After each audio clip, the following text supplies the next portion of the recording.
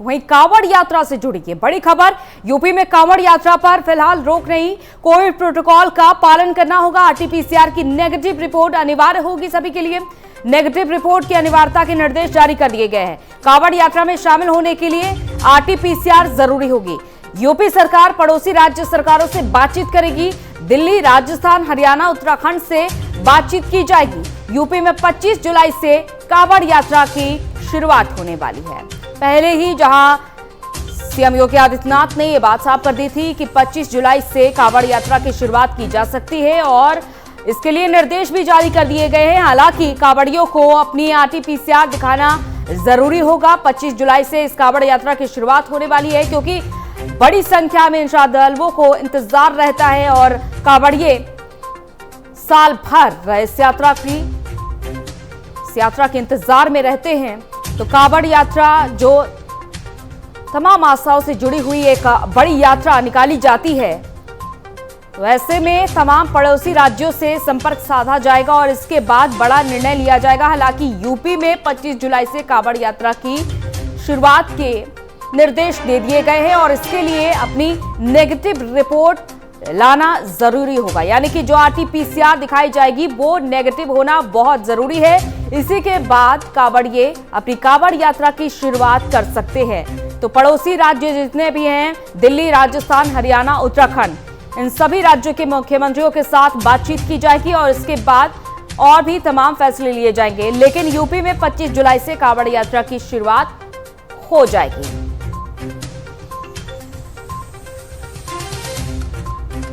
कांवड़ यात्रा को शुरू करने के लिए पहले कांवड़ियों को अपनी आरटीपीसीआर की नेगेटिव रिपोर्ट दिखाना होगा, वो अनिवार्य कर दी गई है और इसके बाद ही अपनी कांवड़ यात्रा की शुरुआत कर सकते हैं।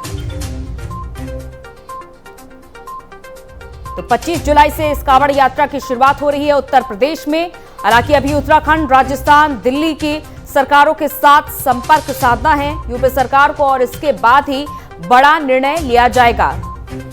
पड़ोसी राज्यों में दाखिल करने के लिए पहले बातचीत की जाएगी।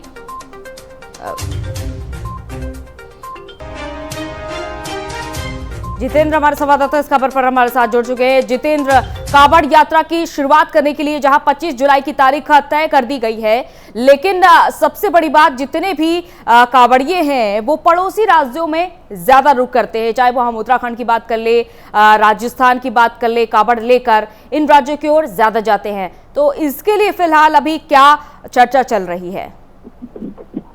देखिए, 25 जुलाई से उत्तर प्रदेश सरकार ने ऐलान कर दिया है कि कांवड़ यात्रा शुरू होगी। इसको लेकर तमाम जो पड़ोसी राज्य हैं, चाहे उत्तराखंड है, चाहे हरियाणा है, चाहे मध्य प्रदेश है, इन सब से कहीं न कहीं बातचीत उत्तर प्रदेश के मुख्यमंत्री योगी आदित्यनाथ कर रहे हैं। क्योंकि उत्तराखंड में जिस तरह से रोक लगाई गई है, तो जाहिर सी बात है कि उन सब को लेकर चर्चा की जाएगी और उत्तर प्रदेश में वो कांवड़ यात्रा करनी है तो इसके लिए गाइडलाइन दी जाती है। आरटीपीसीआर जांच निगेटिव होना जरूरी है।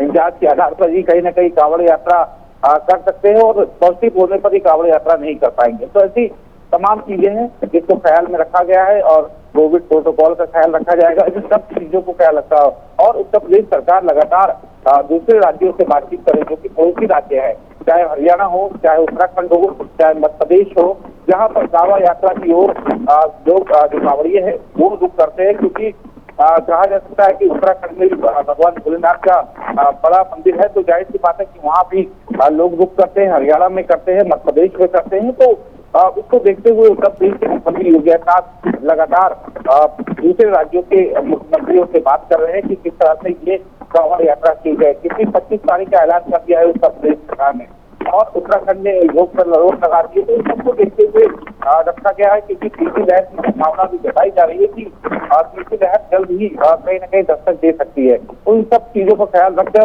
और भगवान भोलेनाथ की जो उनके भक्त हैं, जो उनकी कांवड़ियां हैं, उनकी भी बातों को ख्याल रखते हुए इस तरह का फैसला लिया गया। हम देखते हैं कि आखिरकार उत्तर प्रदेश सरकार क्या निर्णय लेती है, क्या दूसरे राज्यों से बातचीत हो पाएगी। चलिए, बहुत बहुत शुक्रिया जितेंद्र तमाम जानकारी के लिए।